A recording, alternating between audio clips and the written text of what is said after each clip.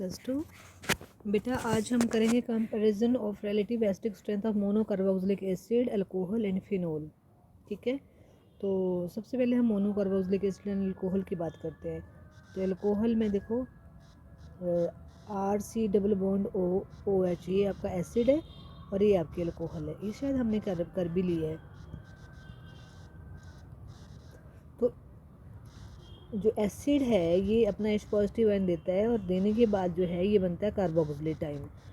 Carboxylate ion जो है वो इसमें जो है वो क्या है, डीलोकलाइज होता है। डीलोकलाइज मतलब अपने उससे जो है वो रेजोनेंस स्टेबलाइज्ड है। तो ये यहाँ चला गया और ये आपके पास, इसको जो है मैं इधर को बनाती हूँ। तो ये आपके पास जो है वो RC, यहाँ पे सिंगल बॉन्ड आ गया, तो यहाँ पे डबल बॉन्ड आ गया, यहाँ नेगेटिव आ गया। तो ये जो दोनों स्ट्रक्चर्स हैं, ये दोनों ये इक्वलेंट स्ट्रक्चर्स हैं। क्या है? इक्वलेंट स्ट्रक्चर है और रेजोनेटिंग कैसे हैं? स्टेबलाइज्ड है। ठीक है। और अल्कोहल में जो है वो क्या बनता है? After giving H positive ion ये बनता है एल्कोक्साइड। क्या बनता है? Alkoxide ion. और एल्कोक्साइड है जो इसमें कोई रेजोनेंस स्टेबलाइजेशन नहीं है। ठीक है, तो इसलिए जो है इसमें ये लेस एसिडिक है। तो alcohol is less acidic than that of monocarboxylic acid. Similarly if you see carboxylic acid and phenol, carboxylic acid को जब हम वाटर में डालते हैं या इसमें देखते हैं तो जो इसका कार्बोक्सिलेट आयन्स है, अभी हमने देखा ऊपर कि उसमें क्या है, देयर इज़ अ रेजोनेंस है, रेजोनेंस स्टेबलाइजेशन है। और फिनेट आयन में देखो after losing H positive ion तो it is also resonance stable. और दिस इलेक्ट्रॉन इज डीलोकलाइज्ड मतलब अपनी जगह से डीलोकेट हो जाता है और बाकी जगह, तो उसको हम डिस्वर्स भी बोल सकते हैं, डीलोकलाइजेशन भी बोल सकते हैं। डिस्पर्शन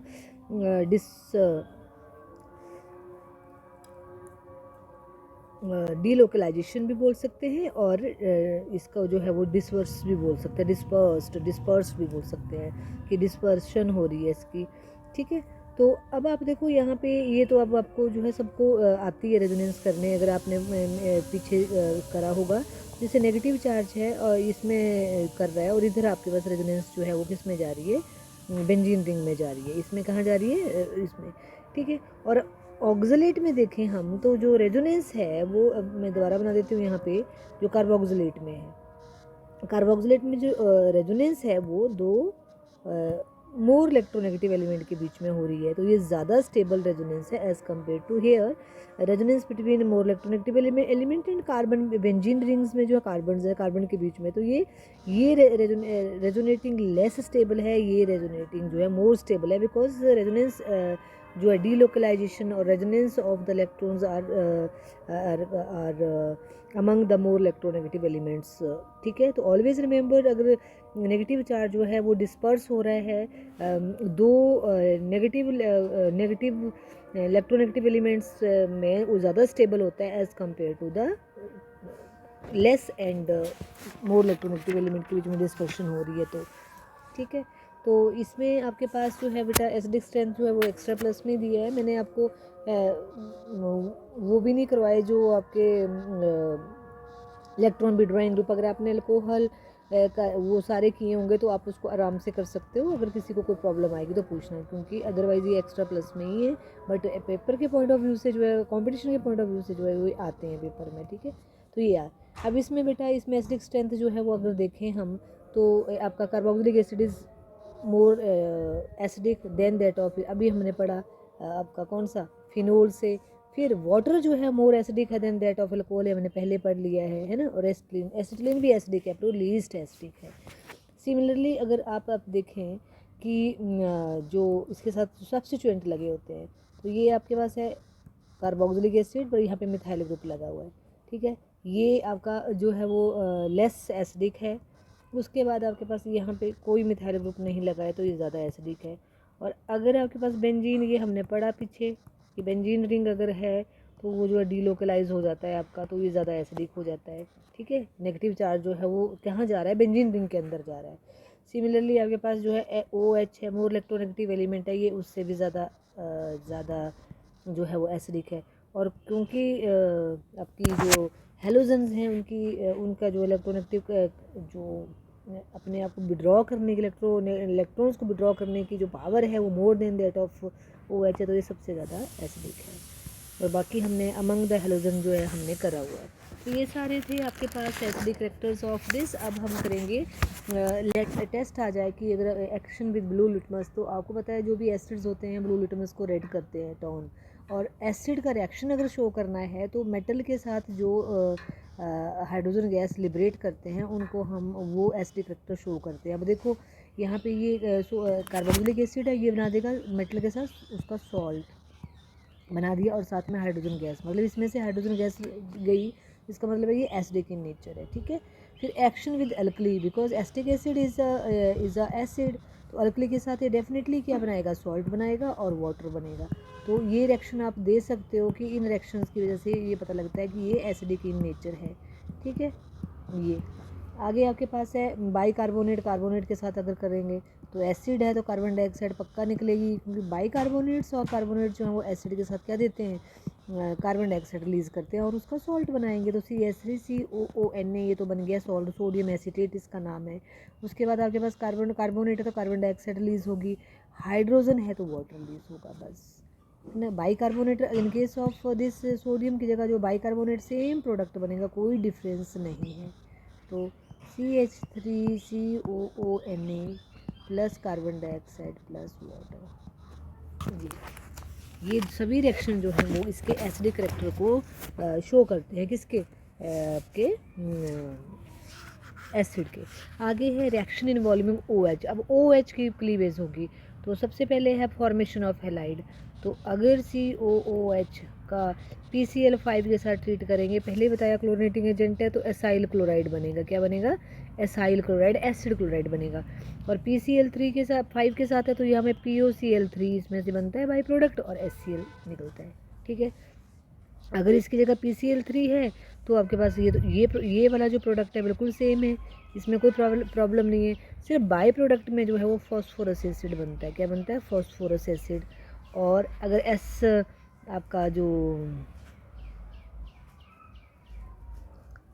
थायोनाइल क्लोराइड के साथ ट्रीट करते हैं, ये सभी मैंने इसी के साथ कर रही हूँ, ये सेम चीज़ है। तो थायोनाइल क्लोराइड के साथ जो है प्रोडक्ट मेन सेम बनेगा, बाई प्रोडक्ट्स में डिफरेंस आएगा। ये अल्कोहल के साथ भी वैसा ही हुआ, तो इसके लिए ये रिएक्शन जो है वो ऐसे ही आएगा। R की जगह CH3 लिख दीजिए तो आपका जो है वो एग्जाम्पल हो जाएगा। आगे फॉर्मेशन ऑफ एस्टर, ये रिएक्शन हमने किया हुआ है। जब एसिड और अल्कोहल आपस में कंबाइन करते हैं प्रेजेंस ऑफ एसिड, तो हमारे पास एस्टर बनता है। तो ये रिएक्शन हमने ऑलरेडी किया हुआ है, जब अल्कोहल का रिएक्शन भी पड़ा था, तो I don't think so that it is. आगे आपके पास है अमीन के साथ।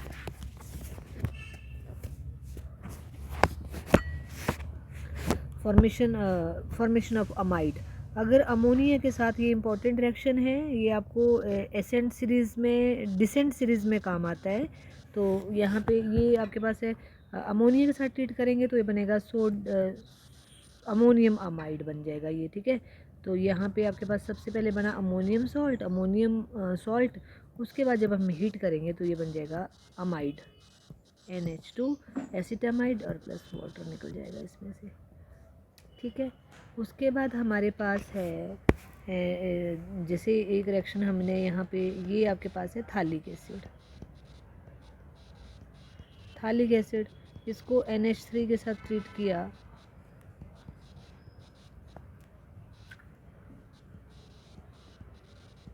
तो उसका सॉल्ट बन जाएगा अमोनियम थालेट, है ना। हीट किया तो क्या बन जाएगा,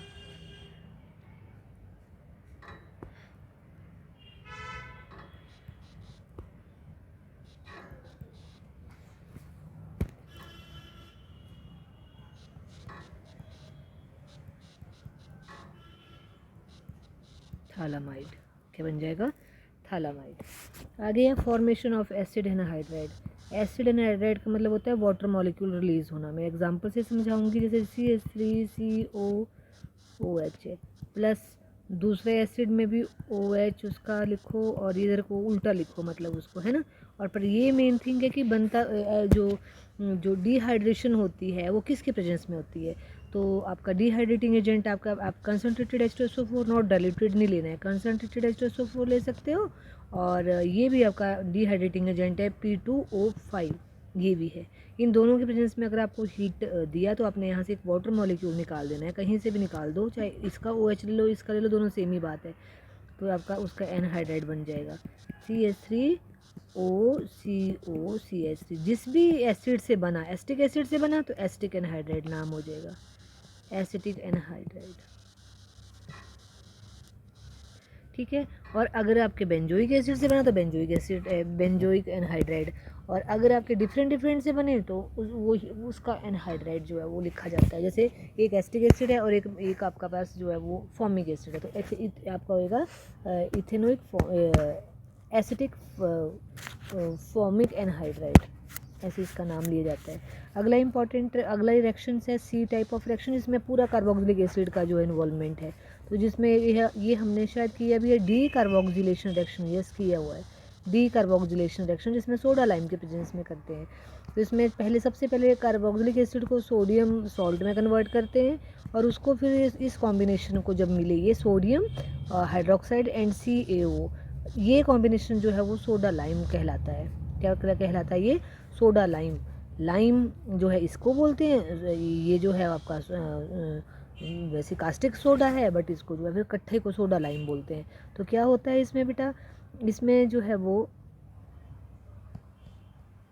इसमें क्या होता है कि आपके पास ये सोडियम कार्बोनेट आपका निकलता है। क्या निकलता है? Sodium carbonate. डी कार्बोक्सिलेशंस में एल्केन्स बनती हैं, ठीक है, Na2CO3 ये बनेगा। तो एग्जाम्पल ले लीजिए, एग्जाम्पल में CH3COONA plus NaOH, calcium oxides को हीट किया तो बन जाएगा मीथेन प्लस Na2CO3। आगे आपके पास है अगला है इलेक्ट्रिक डीकार्बोक्सिलेशन। ये इथेन हमने जब बनाया है वही चीज़ अपने जो पोटाशियम एसीटेट को जो इलेक्ट्रोलिसिस करी तो हमारे पास इथेन बना था, सेम रिएक्शन है। फिर आपके पास जो है D carboxylation salt of fatty acid, जब हमने फॉर्मेल्डिहाइड बनाया ये रिएक्शन वहाँ पे यूज़ हुआ है, हमने वहाँ किया है। फिर एसिटाल्डिहाइड बनाया तो वहाँ यूज़ हुआ है। तो ये रिएक्शन जो है वो हमने कर लिए हैं, अच्छे से समझाए थे मैंने आपको, तो अभी करने की ज़रूरत नहीं है, ठीक है। आगे आपके पास है रिडक्शन। मैंने बताया था आपको एल्केन की ऑक्सीडेशन करते हैं तो अल्कोहल बनती है, अल्कोहल की ऑक्सीडेशन करते हैं तो एल्डिहाइड बनता है, एल्डिहाइड की ऑक्सीडेशन करते हैं तो एसिड बनता है। उल्टा चलो, अब एसिड की रिडक्शन करेंगे तो आपके अल्कोहल बनेगा, है ना। और डिपेंड करता है आप कौन सी रिडक्शन कर रहे हैं। तो हमने जो है वो कंप्लीट रिडक्शन ना करके हमने नॉर्मल लिथियम एल्यूमिनियम हाइड्राइड, ये सारे कंप्लीट रिडक्शन नहीं करते हैं, स्टेप वाइज रिडक्शन करते हैं। या आपके पास ये आ गया बोरेन, आ गया डाइबोरेन जिसको बोलते हैं, और THF टेट्राफ्लोरो, इसको टेट्रा हाइड्रोफ्यूरेन बोलते हैं। तो ये आपको जो है वो अल्कोहल दे देगा, CH2OH अल्कोहल प्लस वाटर, है ना। और कंप्लीट रिडक्शन करनी हो तो एसिड की कंप्लीट रिडक्शन जो है वो ये combination 6 ml HI red phosphorus और 473 केल्विन टेम्परेचर, तब आपके पास जो है RH plus water plus iodine ये होता है, ठीक है। मतलब यहाँ पे RCH3 आ जाएगा, ये RCH3 ये। तो रिएक्शन अगर आपको लिखना है एग्जाम्पल तो CH3COOH प्लस 6HI और ये रेड फॉस्फोरस, ये +1 का रिएक्शन है बेटा। अगर आप +1 में करा होता तो शायद अभी आपको इजी होता। CH3CH3 इथेन बन गया, और वाटर एंड देन आयोडीन। आगे आपके पास है ये रिएक्शन जो है हमने किया हुआ है हेलोजन बनाने के लिए, हर्न्स डायकर रिएक्शन जिसका नाम है, तो ये इसको करने की ज़रूरत नहीं है। आगे आपके पास है इम्पॉर्टेंट है हेलोजिनेशंस ऑफ हेलोजिनेशन में अगर हम एसिड की हेलोजिनेशन करते हैं तो 1 by 1 इसकी अल्फ़ा हाइड्रोजन जो है वो रिमूव हो जाती हैं। तो इसमें आपके पास क्या होगा, X2 रेड फॉस्फोरस। अभी इसके और इसके साथ कंफ्यूज नहीं होना, यहाँ पे HI है, यहाँ पे X है, ठीक है, और वाटर सेकंड कंडीशन है आपकी वाटर। तो हमारे पास जो है वो क्या हो जाता है R, और इसकी सारी जो हाइड्रोजन्स हैं वो कन्वर्ट हो जाती हैं, मतलब सारी अल्फ़ा हाइड्रोजन जो है वो X से रिप्लेस हो जाती हैं। जैसे CH3COOH लिखा है ना, और आपने रिएक्शन कंडीशन दी, क्लोरीनेशन दिखाई और रेड फॉस्फोरस दिखाया, तो यहाँ बन जाएगा Cl एक निकली CH2COOH। फिर अगेन सेम रिएक्शन कंडीशन लिखी है ना, इसमें से HCl निकलेगा, यहाँ भी HCl दिखा सकते हो निकला हुआ, तो ये बन जाएगा, इसमें 2 Cl इसमें लग जाएंगे, एक हाइड्रोजन निकलेगी तो 2 Cl और CHCOOH। अगेन आपको रिएक्शन कंडीशन जो है वो Cl2 रेड P मतलब रेड फॉस्फोरस, और इसमें से अब तीसरी हाइड्रोजन भी निकल गई, तो सारी की सारी ये तीनों हाइड्रोजन जो है वो Cl के साथ रिप्लेस हो गई, ये है ना। तो ट्राईक्लोरोएस्टिक एसिड बन गया, ये था मोनोक्लोरोएस्टिक एसिड, ये बन गया डाईक्लोरोएस्टिक एसिड, ये बन गया ट्राईक्लोरोएस्टिक एसिड। इस रिएक्शन का जो है वो नाम है बेटा, और इसका नाम है हेल वॉलहर्ड, आता है पेपर में ये, वॉलहर्ड जेलेंस्काई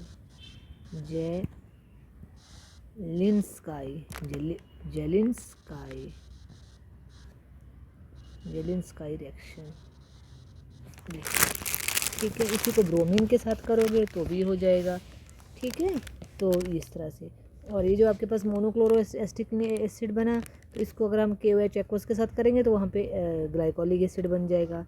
अगर हम अमोनिया के साथ ट्रीट करेंगे तो ग्लाइसिन बन जाएगा। अगर हम KCN के साथ करेंगे तो हमारे पास साइनोएस्टिक एसिड बन जाएगा। तो ये आगे आपके पास है ring substitution of aromatic acid, same benzoic acid को ब्रोमिनेशन करेंगे। बेंजोइक एसिड जो है मेटा डायरेक्टिंग है। मेटा डायरेक्टिंग का मतलब क्या है आपको समझाया, आपने खुद करना, क्योंकि देखो यहाँ पे डबल बॉन्ड है, OH है ना, तो ये मेटा डायरेक्टिंग है। क्योंकि देखो क्या होगा, ये यहाँ जाएगी तो ये वाला यहाँ जाएगा, यहाँ पॉजिटिव चार्ज क्रिएट होगा, तो यहाँ पॉजिटिव चार्ज क्रिएट होगा, आपके पैरा पे पॉजिटिव चार्ज होगा, ऑर्थो पे पॉजिटिव चार्ज क्रिएट होगा, ये सारा खुद करना है। इसका मतलब है बेंजोइक एसिड कैसा है, मेटा डायरेक्टिंग है। बाकी जब इसकी हम वो करेंगे, क्या बोलते हैं उसको, हेलोजिनेशन करेंगे, सेम रिएक्शन है in presence of anhydrous ferric chloride और एल्यूमिनियम क्लोराइड से bromo Meta bromo benzoic acid बन जाएगा। सल्फोनेशन करेंगे तो सल्फोनिक बेंजोइक एसिड बन जाएगा, है ना। तो ये तो सारे वही हैं। आगे आपके पास है बेटा जो है वो एसिड डेरिवेटिव, इन सब के रिएक्शंस हमने जो है वो कर लिए हैं, मतलब 1 बाय 1 करे हैं, ठीक है। आगे आपके पास है distinguish between the some pairs, जैसे फॉर्मिक एसिड और एस्टिक एसिड में, तो आपको मैंने बताया था फॉर्मिक एसिड जो है टॉलरेंट एजेंट को करता है ना, आपका फॉर्मिक एसिड जो है टॉलरेंट एजेंट्स के को जो है वो कर लेता है। फिर आपके पास HgCl2 के साथ भी इसका वाइट प्रेसिपिटेट्स बनते हैं। Acetic acid does not give any test with tolerant agent हमने किए हुए हैं, तो वो वही चीज़ करनी है हमने।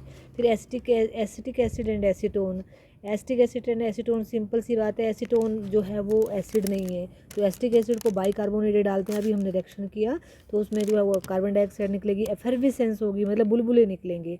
तो ये दूसरा एस्टिक एसिड जो है वो आइडोफॉर्म टेस्ट देता है, कीटोन आइडोफॉर्म टेस्ट जो है वो कीटोन देते हैं, आइडोफॉर्म टेस्ट कीटोन देते हैं। एस्टिक एसिड जो है वो आइडोफॉर्म टेस्ट नहीं देगा, ठीक है, ओके। फिर आपके पास फिनोल एंड बेंजोइक एसिड के बीच में आ जाएगा, तो फिर बेंजोइक एसिड को पहचानो। बेंजोइक एसिड जो है वो एफर्विसेंस जो है वो ऑब्वियसली देगा, बट फिनोल जो है एफर्विसेंस नहीं देता है। तो ये चीज़ें आपको एक बार रीड करोगे जो आपने पढ़ा है, तो आपको अपने आप ही फिर आ जाएगा। अगर नहीं पढ़ोगे तो आपको पता नहीं लगेगा कि क्या मैं लिखूँ यहाँ पे। अब देखो यहाँ पे आपको डिफरेंस है इथेनॉल और एस्टिक एसिड। अब देखो ethanol is not a acid, आपकी जो ये है, क्या नाम लेते हैं उसको, दिस एस्टिक एसिड है, वो क्या करेगा आपके पास, अगर बाइकार्बोनेट और कार्बोनेट डालेंगे तो कार्बन डाइऑक्साइड निकलेगी, एफर्विसेंस होगी, तो वो दे सकते हैं। और इथेनॉल जो है वो आपका आइडोफॉर्म टेस्ट देता है, तो एस्टिक एसिड उसको नहीं देता है। तो ये सारे कॉम्बिनेशन हैं जिनको आप कंपेयर कर सकते हो, जो आपने ऑलरेडी पढ़ा हुआ है। ऐसा नहीं है कि टफ़ है, पर यह कि नहीं पढ़ोगे तो सब कुछ ही टफ़ होता है बेटा, ठीक है। तो यहाँ पे आपके पास aldehyde, ketones and carboxylic acid जो है वो ख़त्म हो गया। अगला आपके पास है अमीन। अमीन जो है वो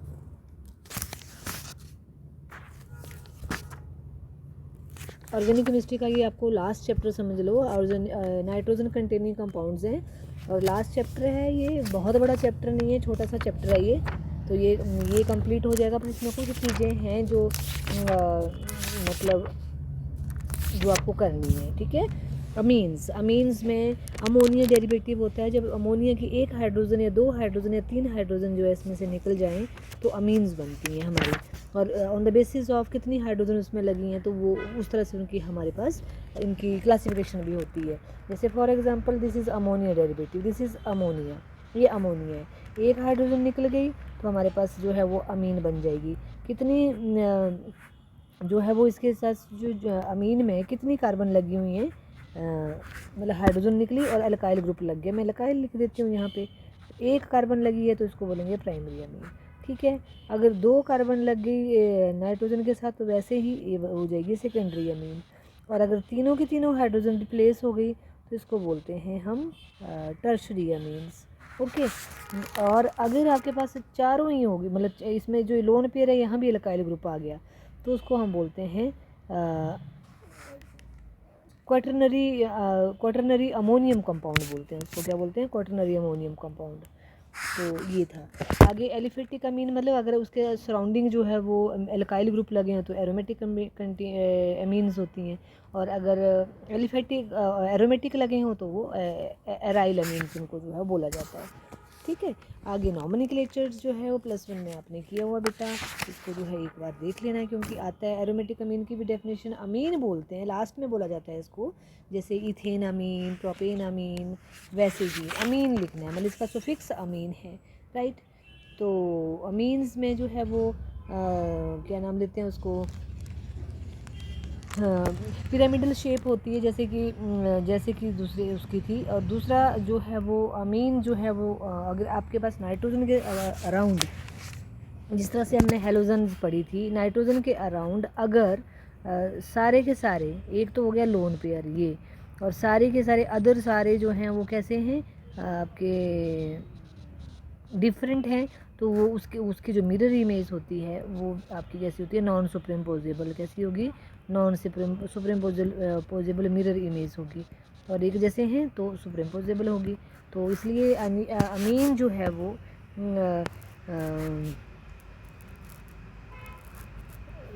जो मोस्ट कायरल कार्बन्स हैं, अपने कायरल पढ़ा था ना, कार्बल जिसके सराउंडिंग सारी होती हैं उनको कायरल कार्बन्स बोलते हैं। तो जो मोस्ट ऑफ कायरल का जो अमीन्स हैं कैन नॉट बी रिजॉल्व्ड। आपकी जो कायरल कार्बन थी वो दैट कैन बी रिजॉल्व्ड, ठीक है। क्योंकि टू एनेंशियोमेरिक, जो एनेंशियोमर्स बोलते हैं ना इनको, नॉन सुपरिम्पोजेबल मिरर इमेज जो इनकी होती है, डिटेल में हमने पढ़ा था इनको। तो नॉन सुपरिम्पोजेबल मिरर इमेज जो होती है इनको हम एनेंशियोमर्स बोलते हैं। तो these non superimposable enantiomers form rapidly interconvert into one another by the process called as a nitrogen inversion, जिसको हम नाइट्रोजन इन्वर्शन बोलते हैं या अमीन इन्वर्शन बोलते हैं या फ्लिपिंग ऑफ अमीन्स भी बोलते हैं। सिंपली कि जो अमीन्स हैं इनके जो एनेंशियोमर्स हैं वो क्या करते हैं? They are quite interconvertible to each other, so it's difficult to isolate pure sample of either enantiomers, ठीक है। तो इस चीज़ का जो है वो है। तो ये हमारे पास जो है वो इस तरह से फ्लिपिंग ऑफ अमीन्स, ये इंपॉर्टेंट इन्वर्शंस ऑफ अमीन्स जो है ये इंपॉर्टेंट कॉन्सेप्ट है छोटा सा जो पेपर में आता है। आगे आपके पास है बेटा प्रेपरेशन ऑफ अमीन्स। अब देखो बेटा प्रेपरेशन ऑफ अमीन्स में आपने फ्रॉम हेलाइड हमने अमोनिया के साथ ट्रीट किया था तो ये हमने रिएक्शन किया हुआ है तो इसमें हमें अमीन मिलती है। फिर अगर हम फर्दर जो है वो RX डालते जाएंगे तो हमें प्राइमरी सेकेंडरी टर्शरी क्वाटरनरी अमीन जो है वो मिलती रहती हैं, ठीक है। तो ये कोई मतलब ये रिएक्शन हमने किया हुआ है। The only thing is what you have to remember that using large excess of ammonia, अगर लार्ज एक्सेस ऑफ अमोनिया बनाएंगे तो हमारे पास एल्काइल हैलाइड जो है वो मोर लाइकली टू मतलब वो बनेगा। और अगर हम large excess of alkyl halide डालेंगे, अगर हम अमोनिया डालते हैं लार्ज, तो हमारे पास जो है अमीन मतलब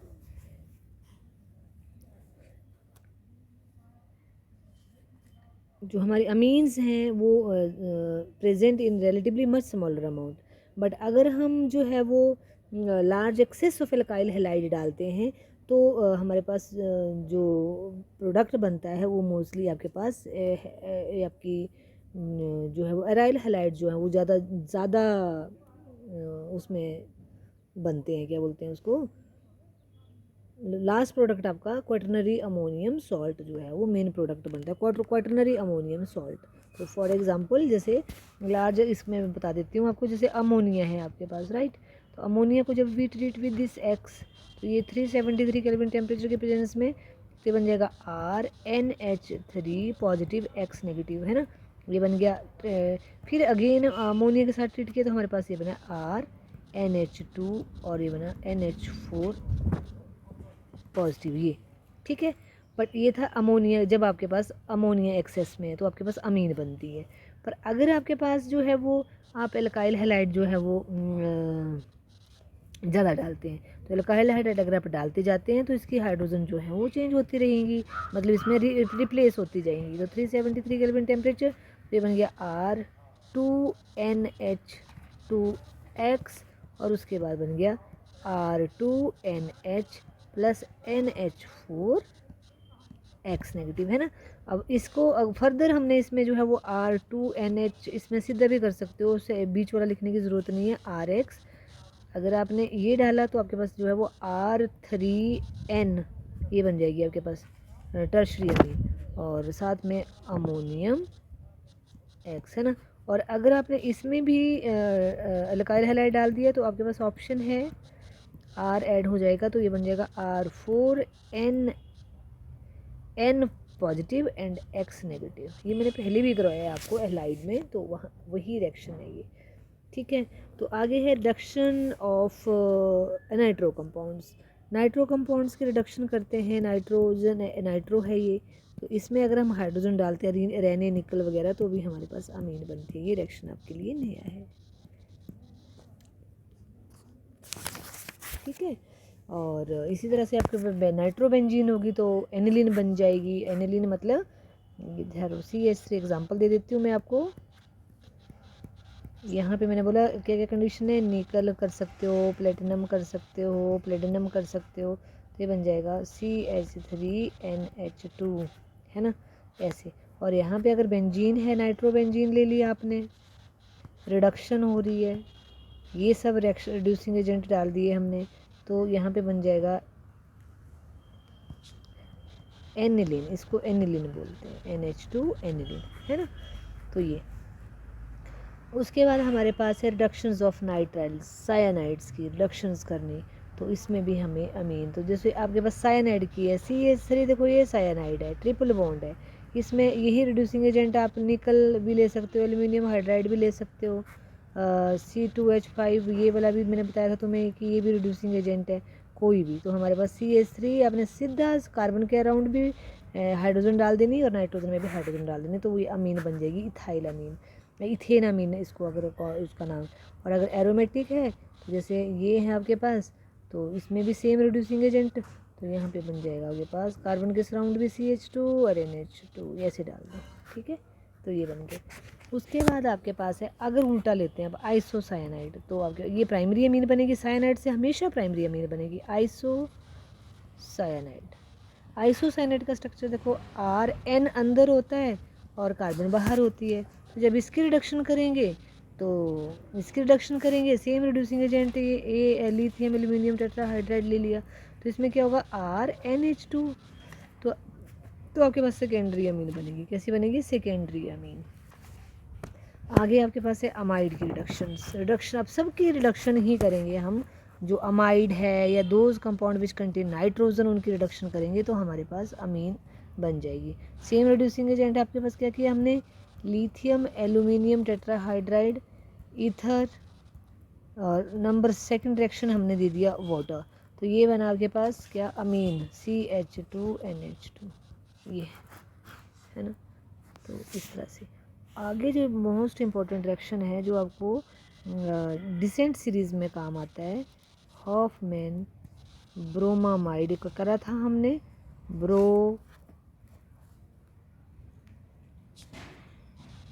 ब्रोमामाइड डिग्रेडेशन है, सिंपली हॉफमैन रिएक्शन भी लिखते हैं इसको, डिग्रेडेशन रिएक्शन भी बोलते हैं। इसमें अमाइड से होता है हमेशा। तो अमाइड जो है ये लिखा NH2, इसको ट्रीट करेंगे Br2KOH या सोडियम हाइड्रोक्साइड, दोनों में से कोई, तो इसमें ये चीज़ निकल जाती है, 1 नंबर कार्बन कम हो जाएगी अमीन, NH2 plus K2CO3 plus KBr plus water. Balancing इस रिएक्शन की कर लेना, यहाँ पे 2 यहाँ पे 2, ये है ना 4KOH हो जाएगा यहाँ पे। तो ये हॉफमैन ब्रोमामाइड रिएक्शन है। जब भी हमने कार्बन मतलब एक कम एसिड बनाना है, एक कम कार्बनों का बनाना है, तो हमें यहाँ पहुँचना है, फिर उसके बाद ये कार्बन हमारी कम हो जाएगी। जैसे अमीन आ गया, अमीन से फिर हम अल्कोहल बना सकते हो, अल्कोहल से हम जो है कुछ भी एसिड बना सकते हो, कुछ भी। तो अगला आपके पास है गैब्रियल थालामाइड सिंथेसिस। गैब्रियल ये रिएक्शन नेमिंग रिएक्शन है, एज इट इज़ आता है गैब्रियल थालामाइड।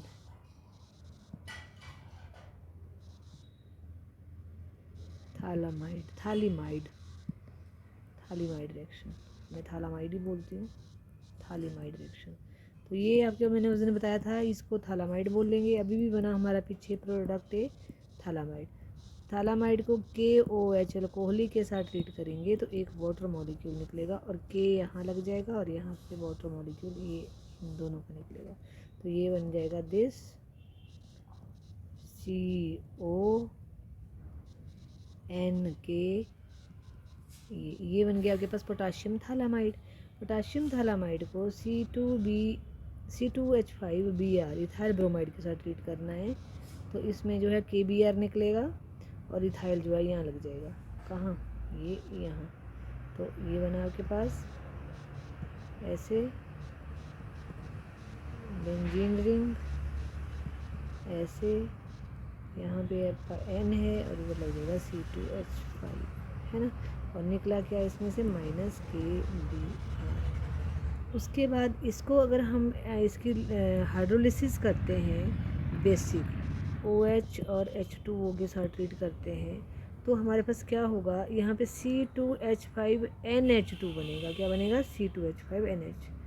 मेन प्रोडक्ट है बेटा C2H5NH2, और इसमें जो बाई प्रोडक्ट बनेगा वो बनेगा थालिक एसिड, COOH। तो Gabriel phthalimide reaction, one thing you have to remember that Gabriel phthalimide reaction जो है वो जो एरोमेटिक प्राइमरी अमीन जो एराइल हैलाइड है, ये can not be converted to aryl amine by Gabriel. मतलब हम एराइल हैलाइड जो है उसको उससे नहीं बना सकते, एल्काइल से बना सकते हैं, क्योंकि बिकॉज ये जो है nucleophilic substitution with potassium phthalimide जो है न्यूक्लियोफिलिक सब्स्टिट्यूशन होती है। तो aromatic primary amine such as aniline, toluidine etcetera can not be prepared by this method. इनको नहीं हम बना सकते, हम सिर्फ एलिफेटिक अमीन ही बना सकते हैं। तो ये इसका जो है वो लिमिटेशन है इस रिएक्शंस की। आगे है रिडक्शन ऑफ एजाइड। अब हमें एजाइड हो तो रट्टा मार लिया कि क्या कौन है, एजाइड होता है ये 3 सोडियम एजाइड, है ना। तो इसको जो है वो ये बन जाएगा एल्काइल एजाइड, RN3 + NaX। फिर इस एल्काइल एजाइड की करेंगे रिडक्शन आपको लिथियम एल्यूमिनियम टेट्राहाइड्राइड ये सब, और ये बन जाएगा RnH2 + N2। ये आगे है बाई रिडक्शंस ऑफ ऑक्जिम, ये हमने किया हुआ है, ऑक्जिम हमने बनाया हुआ था।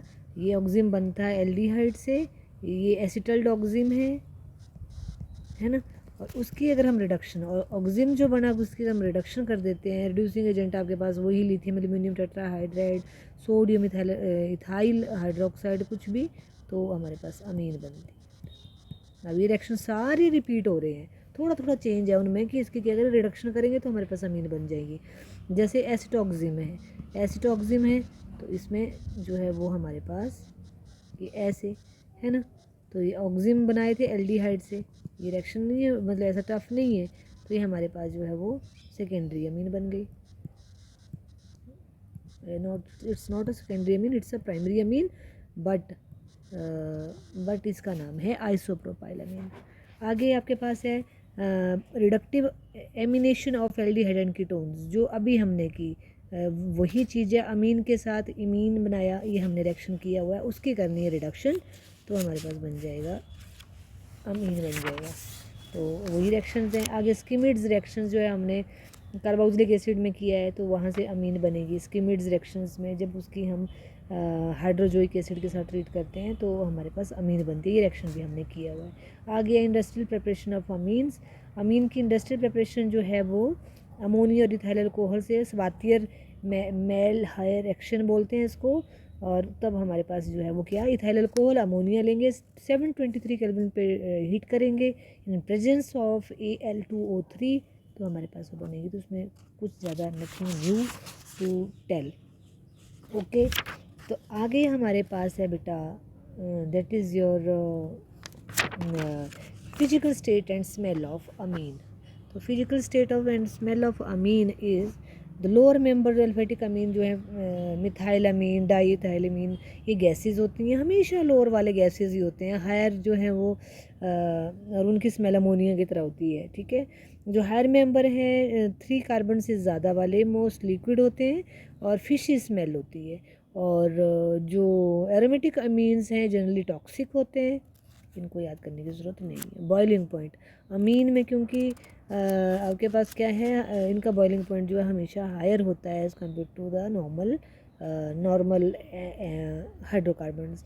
क्यों? क्योंकि इसमें जो है पोलैरिटी है। एक्सेप्शन टर्शरी अमीन जो है उसमें इंटरमोलिकुलर हाइड्रोजन बॉन्डिंग नहीं होती है, बट इनमें जो इंटरमोलिकुलर हाइड्रोजन होती है तो इसलिए इनका बॉइलिंग पॉइंट जो है वो नॉर्मल।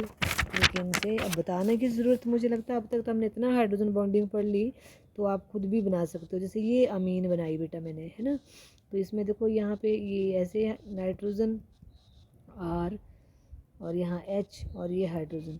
अब देखो ये भी नाइट्रोजन बॉन्ड बनाएगा, ये भी सॉरी हाइड्रोजन बॉन्ड बनाएगा, ये भी हाइड्रोजन बॉन्ड बनेगा, तो उसको जो है आप कर दीजिए ऐसे।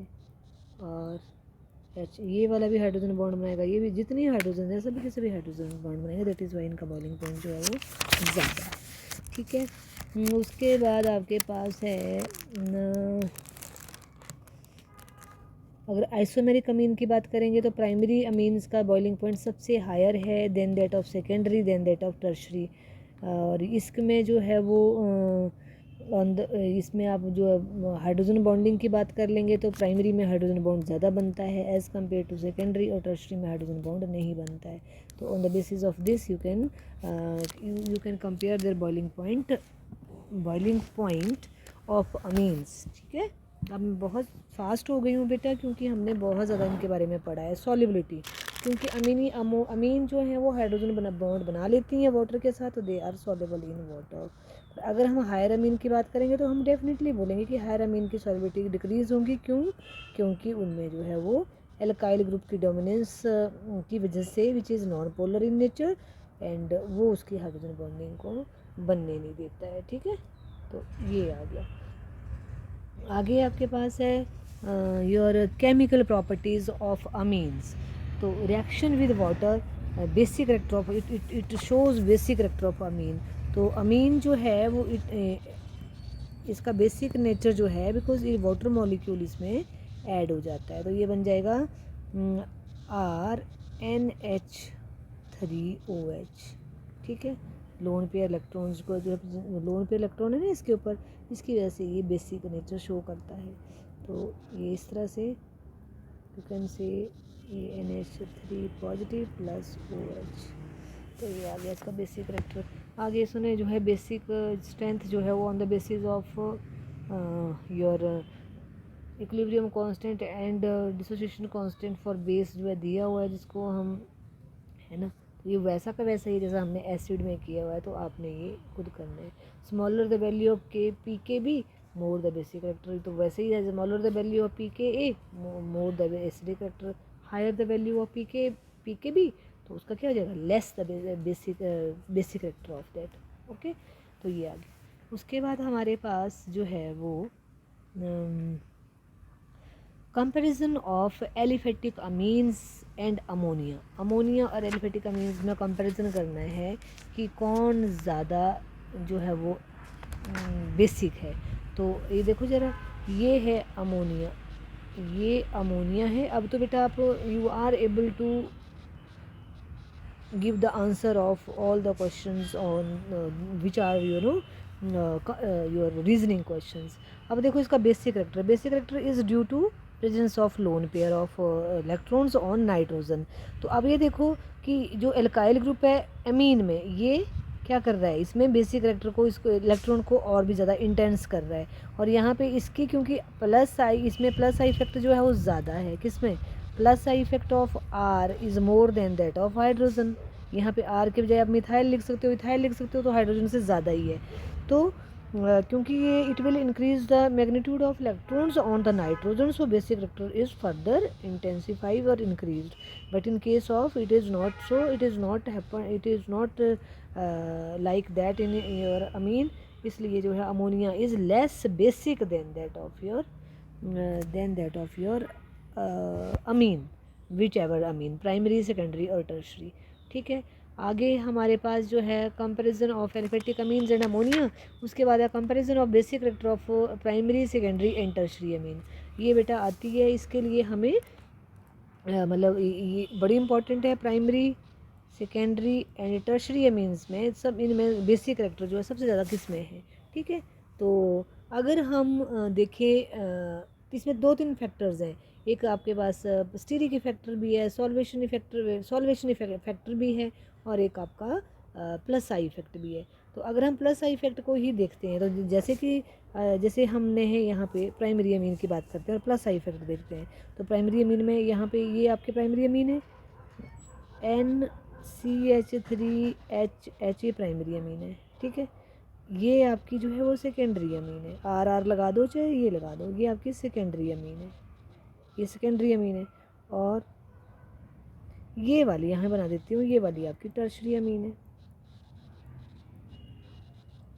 अगर मैं इसमें देखूँ तो इस वाले केस में हमारी जो है वो टर्शरी अमीन जो है सबसे ज़्यादा एसिडिक हुई, सेकेंडरी उससे ज़्यादा, सॉरी बेसिक हुई, सेकेंडरी उससे कम, और प्राइमरी उससे कम। ये है according two plus I effect.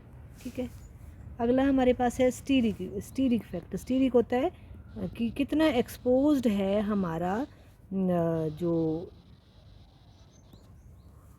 Electrons हैं वो कितने, क्योंकि नाइट्रोजन इसके ऊपर लोन पेयर है, यही तो इसके बेसिक करेक्टर को डिफाइन करता है। तो ये कितना एक्सपोज्ड है, जितना ज़्यादा एक्सपोज्ड होगा तो उतना ही ज़्यादा बेसिक करेक्टर ज़्यादा होगा। तो देखो जैसे आपके पास यहाँ पे अमोनिया में ये है प्राइमरी अमीन में, यहाँ पे मैं इसको खोल के लिख देती हूँ, ये हो गया प्राइमरी अमीन में, अमोनियन लिखेंगे, प्राइमरी और सेकेंडरी लिखेंगे। तो ये आपके पास जो है वो प्राइमरी अमीन है, ये वाला जो है आपके पास ये सेकेंडरी अमीन है। ठीक है, और ये वाला जो है आपका टर्शरी अमीन है। मैंने खोल के लिखा ताकि आपको ये बताने के लिए कि स्टीरिक हिंड्रेंस होता है बल्कि ग्रुप की वजह से जो हिंड्रेंस पैदा होती है। तो ये है आपके पास। अब देखो ये सारा जो है कवर्ड है 3 मिथाइल ग्रुप से, तो इसमें स्टीरिक हिंड्रेंस जो है वो टर्शरी की सबसे ज़्यादा है, सेकेंडरी की उससे कम है, ये सेकेंडरी है, सेकेंडरी की उससे कम है, और hindrance, steric hindrance occurred by या provided by the bulky group, और इसमें सबसे कम है। तो इसका मतलब है इन दैट वे अगर हमने बेसिक करेक्टर किसका ज़्यादा होगा, बेसिक करेक्टर ऑफ ये प्राइमरी अमीन जो है सबसे ज़्यादा होगी, सेकेंडरी उससे कम, और टर्शरी उससे भी कम, है ना। अब आ गया आपके पास एक अनदर फैक्टर है इसमें, solvation of ion. Solvation of ion मतलब कि जब पानी में घोलेंगे, सॉल्वेशन ऑफ आयन्स, ठीक है, जब पानी में घोलेंगे तो दे अंडरगो हाइड्रेशन, है ना, दो थ्रू द हाइड्रोजन बॉन्ड, मतलब उनकी हाइड्रेशन होगी तो हाइड्रोजन बॉन्ड के थ्रू होगी, मतलब वाटर मॉलिक्यूल जो है वो हाइड्रोजन बॉन्डिंग की वजह से जो है वो जितनी ज़्यादा हाइड्रोजन बॉन्डिंग बनेगी उतनी ज़्यादा उनकी हाइड्रेशन होगी। तो जैसे फॉर एग्जांपल ये आपके पास NH2 है, इसको वाटर में डाला तो ये बना आपके पास RNH3 positive and OH negative. ठीक है, और इसको मतलब इसको खोल के लिखे तो ये बन गया दिस H, है ना। तो ये आपके पास जो है वो एक H इधर भी है, तो इसकी वजह से यहाँ पे जो है वाटर को जो है वो इस तरह से यहाँ पे हाइड्रोजन बॉन्डिंग। अगर हम अमोनिया के सब वैसे ही बनेंगे अब सेकेंडरी का देखो ये है, तो इसमें जो है वो इस वाले में आपके पास जो है वो 2 हाइड्रोजन बॉन्डिंग बनेगी, इस वाले में आपके पास जो है वो 1 हाइड्रोजन बॉन्डिंग बनेगी, ठीक है, सेकेंडरी वाले में। और ये है आपके पास प्राइमरी वाला, प्राइमरी वाले में आफ्टर हाइड्रेशन जो है 3 हाइड्रोजन बॉन्डिंग, इसमें जो है वो आपके पास 2 हाइड्रोजन बॉन्डिंग।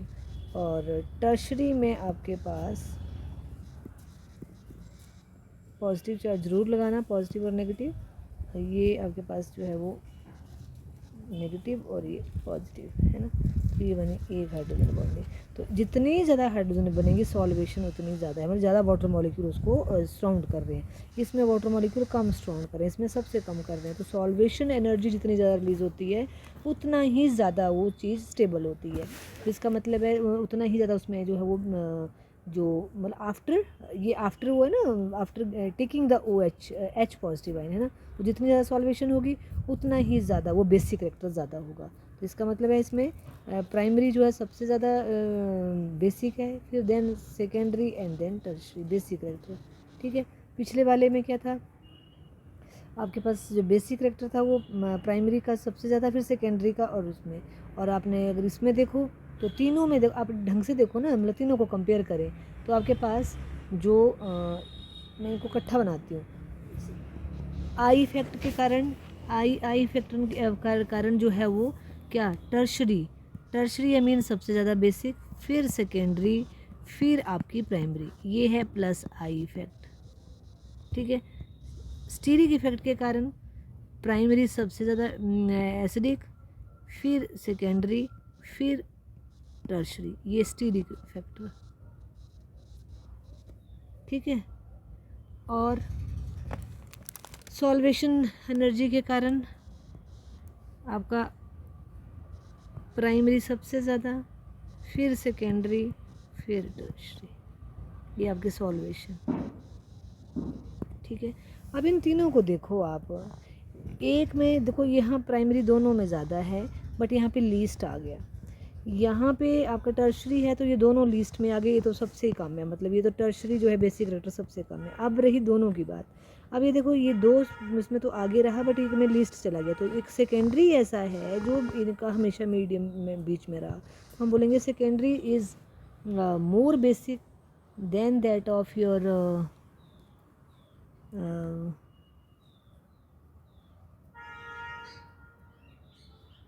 ठीक है।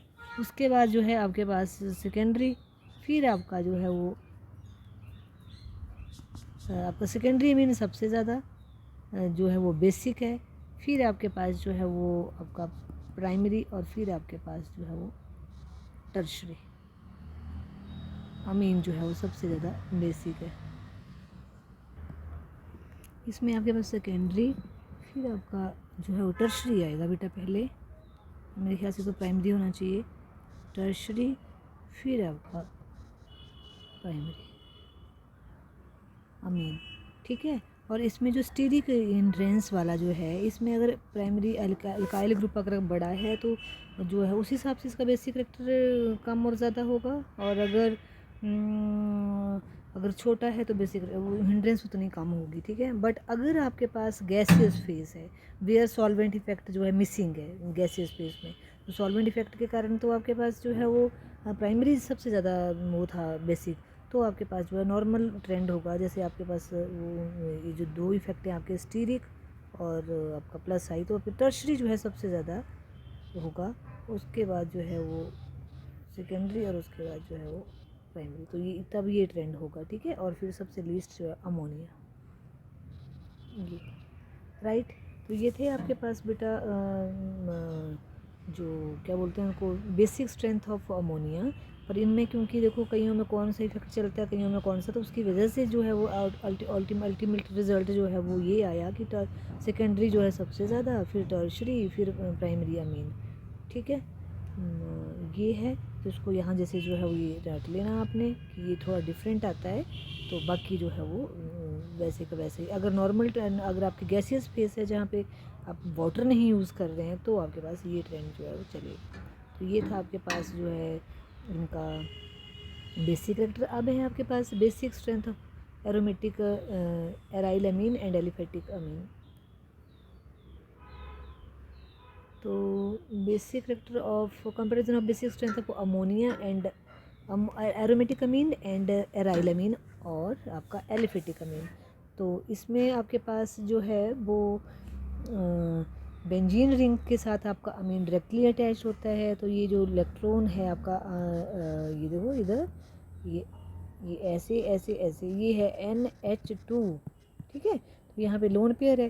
तो ये लो, अब मैं बहुत फास्ट हो गई हूँ क्योंकि आपको काफ़ी आता है ये चीज़ें। तो ये देखो, ये आपके पास जो लोन पेयर है ये क्या कर रहा है, ये जो लोन पेयर तो ये आपके डीलोकलाइज हो रहा है। अगर हम इनको स्ट्रक्चर्स को बनाएं तो आपका लोन पेयर जो है वो डीलोकलाइज हो रहा है। तो negative charge is no longer on the nitrogen.